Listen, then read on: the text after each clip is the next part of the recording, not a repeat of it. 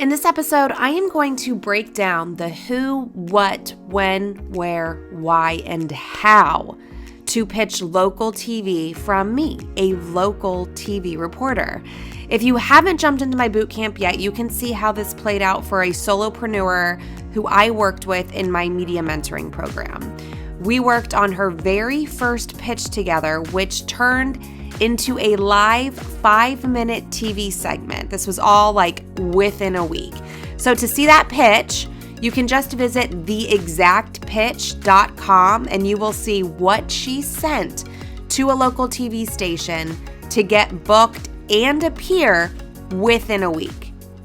I want to shout out Barbie0792. She said my podcast is a treasure trove of useful information on Apple Podcasts. I absolutely love this podcast. I've been listening to it for over a year now, and the insights she provides are invaluable. She shares advice that would cost the average person thousands of dollars in coaching and consulting fees. This show is a must for any working professional. Thank you so much, Barbie0792. You are amazing for leaving that review. If you want to leave me a review, please do so in Apple Podcasts or in Spotify. I would appreciate it, and I will read it here on the show. All right, let's get into the who, what, when, where, why, and how to pitch local TV from a former TV reporter. First, who? Who do you pitch at a TV station for press coverage? Every newsroom is different. This is my experience working in newsrooms in New York City, Beaumont, Texas, Fort Myers, Florida, and Miami and Fort Lauderdale. This is who you do not pitch. You do not pitch production assistants. You do not pitch assistant news directors, or directors, and you do not pitch editors, because they are not working on the content that goes into the news. This is who you do pitch. You do pitch assignment editors at the desk. These are the people that are listening to the scanners, who are determining where reporters and photographers go on an hour-to-hour basis, depending on what they're covering and what's happening. These are the people accepting all of that incoming email into that generic newsroom address. You pitch producers because producers are determining what goes in the show and in what order. You pitch reporters because they have to come in with story ideas every day. You pitch anchors, especially in smaller markets. In bigger markets, the anchors act more like news managers, but in smaller markets, they're pitching stories as well. You pitch photographers because many times photographers pitch stories and they also go out and shoot stories on their own. You want to pitch website writers and website producers because even if your story isn't getting covered on TV, it could still get covered online. Executive producers, like producers, they're determining what goes in the newscast and in what order. I wouldn't suggest pitching executive producers as a plan A. They're more the plan B. And again, especially in smaller markets, when people are doing more because of the resource issue smaller markets have, executive producers are more likely to jump on story ideas and pitch their own story ideas. They're in the planning meetings as well. Planning editors and managing editors, these are also people who work hand in hand with assignment editors and reporters in the newsroom. So that is who you are going to pitch. I will tell you how when we get to the how section. What do I include in my pitch for press coverage? Well, number one, you don't need a press release. Everybody thinks you do because that is what is taught in PR schools. That is how things worked very well in the 70s and 80s, maybe the 90s, not so much today. Instead, you're just going to keep it short and sweet. You want to write conversationally because in TV, that's how we write. We also write in the present tense. So if you're ever watching TV and you listen to how a reporter is telling their story or how an anchor is reading the news, it is in present tense. It's not how we talk in normal day-to-day life. And it's very conversational. We are told to write at an elementary school level, to deliver the news that way. So that is how you should pitch your news story. When do I pitch a TV news station for press coverage? Well, this depends on the story and if there is a lead time. Number one, you don't want to pitch during breaking news. Like, this is a no-no. Don't pitch stories when we had a few years ago a collapse of a high-rise building where people lived. Almost 100 people died. When that is happening, you don't want to pitch a news story that isn't related to that breaking news. And remember, there's also not a lot of resources on the weekends. And there's also, depending on your market, there could also be not a lot of news stories on the weekends. I remember working holidays in smaller markets, and there weren't a lot of news stories on holidays. So you want to focus when there's not a lot going on, and you want to also make sure or keep in mind that the crews on the weekends are smaller and the crews on the holidays are smaller. You also want to pitch when something is breaking or trending locally or nationally. So I said don't pitch during breaking news, but if your news is relative to what's breaking or it's relative to something that's trending locally or nationally, then that's when you want to pitch that story, because you know stories like that are already getting coverage. So here's a different angle to the thing getting coverage. You don't want to pitch during news time. So if there is a 5 o'clock newscast and a 6 o'clock newscast, pitching around 5 or 6 o'clock, you're going to get buried. People are paying attention to what's happening in the news, and they're paying attention to what's happening on the other stations in that market as well. So don't pitch during news time.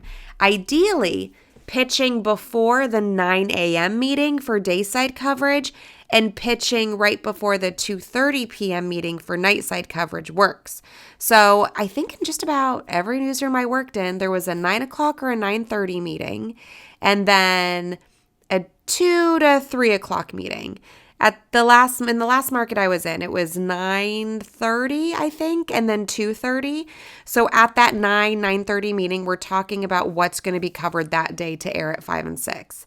In the 2:30 meeting, they're talking about what's going to be covered that evening in the 10 or 11 newscast. So if you can pitch before those meetings, your story idea may be discussed in those meetings. Where do I find the contact information to pitch a TV station for press coverage? This is a big question people get. You could use expensive software, but you don't have to. I will say that the hardest kind of contact information to find is that of people working in a TV newsroom, but there are ways. Email is number one, obviously, and you can follow up with a phone call, but if you are going to call, do not call during a newscast. Call after the newscast. That's when things are super slow. So if the news ends at 6:30, they usually have a quick 5 to 10 minute recap on how the newscast went. So give a call at 6:45 or 7. That's when things are slow and people are more likely to take your call with patience. Again, if there's no breaking news happening in your local market. I always suggest starting with the station's website. Every website is going to be different. You will always get the generic email that goes to the assignment desk. You should definitely use that. That is monitored. There are people, and it is their job to literally sit in the newsroom all day and read those emails while they're listening to scanners. So start with the station's website. Sometimes you will get lucky, and they will include all of the reporters and all of the anchors on the website with their email address. If it's not their email address, it's their Twitter handle. So you can find a way to contact them. What is most likely not going to be on the station's website is the contact information for individual producers or individual people who work at the assignment desk. That is okay if you have a reporter's information or you have the assignment desk's information. But I also suggest looking on Twitter and then other social media. Use that Twitter search bar as a search engine, because sometimes there will be producers and there will be people who work at the assignment desk, and they will say, I am a producer at WTVJ. And then when you go in there and you search WTVJ, you will find people who work there, and you can see their title on Twitter, on LinkedIn, wherever. And that's how you can also get contact information to reach out to them. You can also call the assignment desk and push for something in addition to the general email address to not get lost in the mix. So for example, the station I worked at, the NBC in Miami, Fort Lauderdale, they have an entertainment show that airs. When I was there, it was between 11 and 12.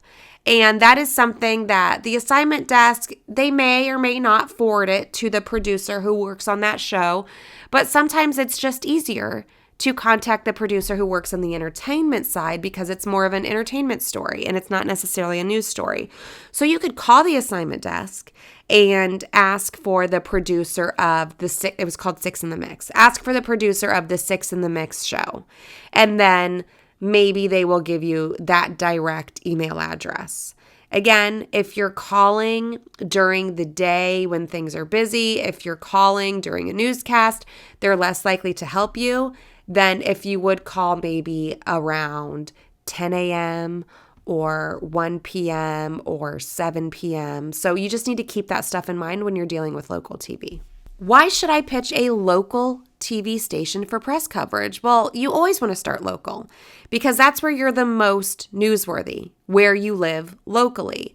I'm not going to get coverage for something in Nashville, Tennessee, because I have no context to Nashville, Tennessee. Like, what is the relation there? There's none. But if I publish a book, then maybe I'll get coverage here in the West Palm Beach market because I'm a local resident in this community. Plus, if you want to be on national TV, they always want to know what you did locally first. And they may say to themselves, well, why would I cover this person nationally if they don't even have local coverage? Why are they worthy of national coverage? Yes, it can happen, and it has happened before, but 9 times out of 10, they're going to want to see some local coverage first.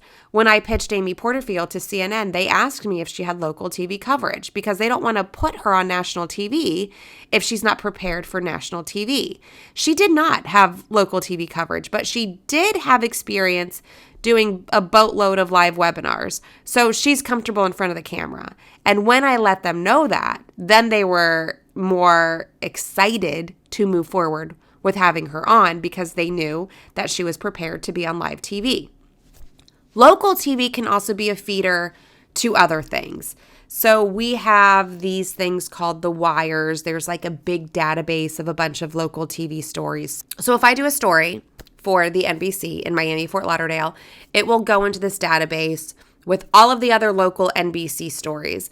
And that goes to the national NBC database where if they're looking for an extra 30 seconds to fill in their national newscast, or if the NBC in New York, the biggest market in the country, needs 1 minute of a light, fun story to share, they will look at what are all the other NBCs airing across the country. So this is how a local story can go national or a local story can air in other markets. A lot of people don't think of this. I remember one time I interviewed Benjamin Crump. He was the lawyer for Trayvon Martin's family after George Zimmerman killed him in Orlando. And we were covering a lot of Trayvon Martin stuff at the time because Trayvon Martin was from South Florida. He was from Miami. He was just killed in Orlando because that's where his dad lived. He was visiting his dad at the time. So Benjamin Crump came to the station, and I remember he wasn't very friendly with me, if I'm being honest. And he kind of like turned his nose up at local news. And he told me, I usually just do national stuff. I don't do local news.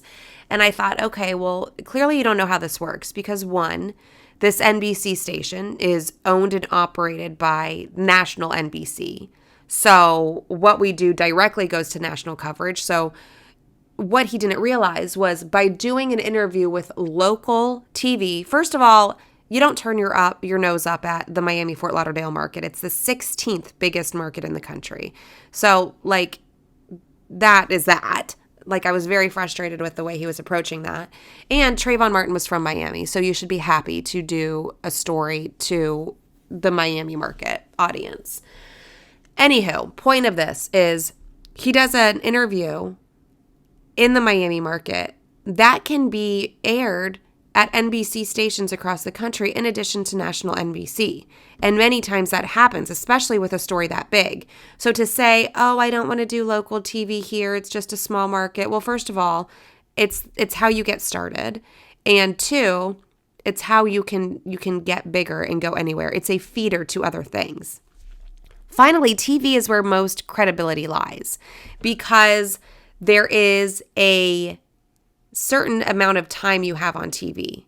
It's not endless like online coverage because there is no limit to how much stuff you can put online. But with TV, there is. And the credibility of being on TV is so much more than, say, being on a podcast or being online, because anybody can start a website, anybody can start a podcast, but not anybody can start a TV station. Like, that's where the credibility lies.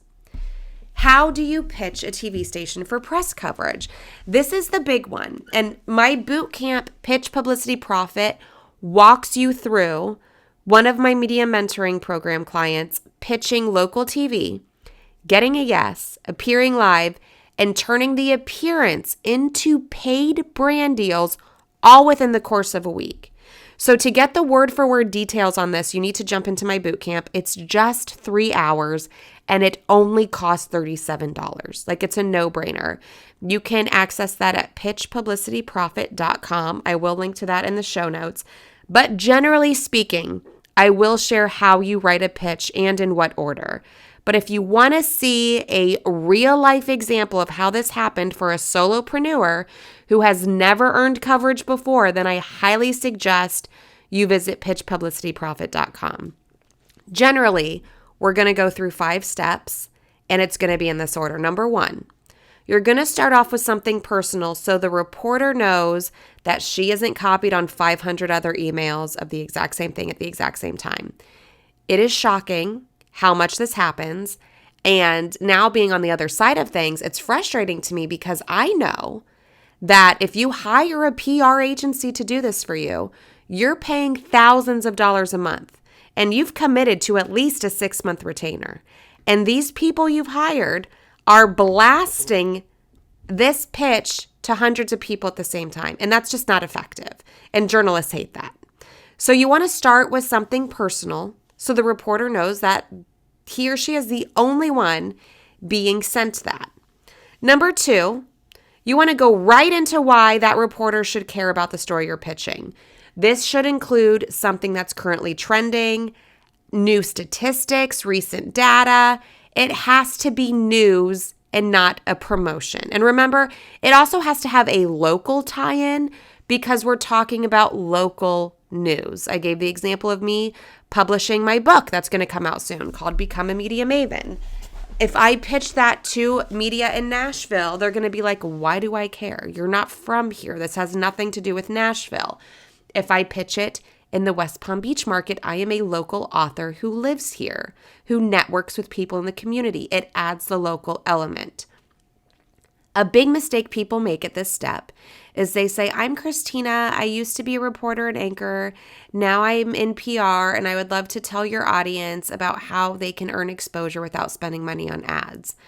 That's promotional. That doesn't go into anything that's trending. I'm not sharing statistics, recent data. Like, why should the audience care? Why should the reporter care? Keep that in mind. Number 3, you want to stand out by sharing a compelling reason why you need to be included in the story and not somebody else who does the same thing you do. This is your unique selling point. This is where being a resource is your big play. This is how you get included in the story that you are pitching. Why do they need to talk to you? If you are a real estate agent or you are in the real estate industry, you have new statistics about the housing market or first-time home buyers or the new interest rate, then you need to share why you are the person to talk about that in that local market, because everybody knows a real estate agent. Why are you somebody to talk about? Maybe you have niched yourself in first-time home buyers. Maybe you just worked with a first-time home buyer and they're willing to help you out and go on camera as well to help their story. So you have to think about a reason why you should be the one to talk to instead of somebody else who does the same thing you do. Number 4, you want to share visuals that you can provide. In TV, this is a must. I can't tell you how many times we were pitched a story from a business that had a break-in. They had a break-in happen and they wanted to find the guys who did it. If they did not have any surveillance video or they did not have something visual to share in relation to the burglary, we didn't cover the story because we didn't have anything to show. Surveillance video is like, if you had it, you were automatically covered. You were automatically included in the newscast because that's video people want to see. There were also many times where people would pitch a story and they would say, this issue is happening in our neighborhood, in our community, or this happened to my child at school and everybody should know. But they didn't want to go on camera and talk about it. They wanted to remain anonymous. And a lot of times these were great stories. But if you don't want to go on camera and talk about it, how can we do the story? We can't. It's not like we can print quotes and say, this is from an anonymous source. You can't do that. You have to be willing to go on camera and to show something. And number 5, you need to be ready and tell the reporter you're ready and be easily accessible. Let me share another story time. I was pitched a story. This was, I forget what the story was, but we had our morning meeting and I pitched it because I was emailed it and they said, yeah, go do it. So I emailed the person back and I'm like, yep, we're ready to do your story. Oh, well, we're not ready yet. We need 2 weeks to get ready. I need to make sure that this person's okay with it. And like they totally acted before they were ready. And I was like, no, I need to do the story today. It was already approved and I need to put something on the air tonight at 5 or 6. And they were like, well, let me get back to you. I had to do another story for that day. And then when they were ready, a week or 2 later, I was on to something else. I was covering something else. They missed their opportunity. So when you pitch, you need to be ready. Like you are working to help them do their job. And if they have a story that needs to be covered that day, then you need to help them cover the story that day. That is just how this works. And this is where a smaller business has the advantage over a bigger business because I have clients in my agency that take forever to get things back to me and my team. And because of that, they miss so many opportunities. And it takes them a long time because they're busy doing other things. They have other priorities. They have a lot of people in charge that needs to approve things, and it takes a long time. When you work for yourself or you have a very small team, you can just say, yes, let's do it, and you get it done. And again, this is why I preach. Don't be afraid of being too small or being too new in business. If you have a good story and they want to talk to you, if you're a good resource and a journalist wants to talk to you and you just make yourself available, you're going to get the coverage over the big guys 9 times out of 10. Now, I know that sounds like a lot and it may be impossible to keep the pitch short with those 5 points, but each of those sections that I talked about, it's just a sentence or 2. So we're going to start off with something personal. You're going to go right to why they should care about the story you're pitching. And remember to tie in something local. It's local news. You're going to stand out by sharing why you are the person to talk to about it. Share what visuals you can provide and let them know like you're ready to go right now. Here's my phone number. Call me anytime. Text me. I'm good to go. So that's the who, what, when, where, why, and how of pitching your small business to get on local TV from somebody who was a local TV reporter for over a decade. Again, I want you to see how this played out for a real solopreneur, word for word. See her example. Go to pitchpublicityprofit.com. It's just $37. And there is one thing that I did not touch on here that I will in my newsletter on Thursday, and that is the follow-up. Most of what you get will be on the follow-up. So I'm going to tell you how to follow up tactfully, how many times you should follow up, what should be in the follow-up, all of the follow-up things on Thursday in my newsletter. So if you are not already subscribed to that, just go to MediaMavenNews.com. And I am also naming the winner of the book giveaway from my newsletter last week. I told you last week how to enter the giveaway to get Alex Hormozi's book, and I will tell you who won, as well as all of the follow-up information you need. And then I'll probably go ahead and put everything in text here for you on how to write the pitch and turn this into a little guide for you. So make sure you're subscribed at MediaMavenNews.com. And again, you can get all the links for the newsletter and my bootcamp in the show notes for this episode. The show notes are just at becomeamediamaven.com. I made it super easy. That goes straight to the podcast. And eventually, my book will be there because my book is also called Become a Media Maven. So thank you so much for listening. That is how you can pitch a local TV reporter. Thank you so much for listening. That is how you can pitch local TV for coverage from a local TV reporter. If you have any questions, make sure to hit me up on social media. I am at Christina all day, and reply to one of my emails from my newsletter that I send out every Thursday morning with a request on what you want me to cover on this podcast. If you have a question, that most likely means other people like you have the same question. And if you tell me what that is, I will dedicate an episode to that question you have. Thank you so much. I will see you again here next week, and I will see you in the inbox in just a couple of days.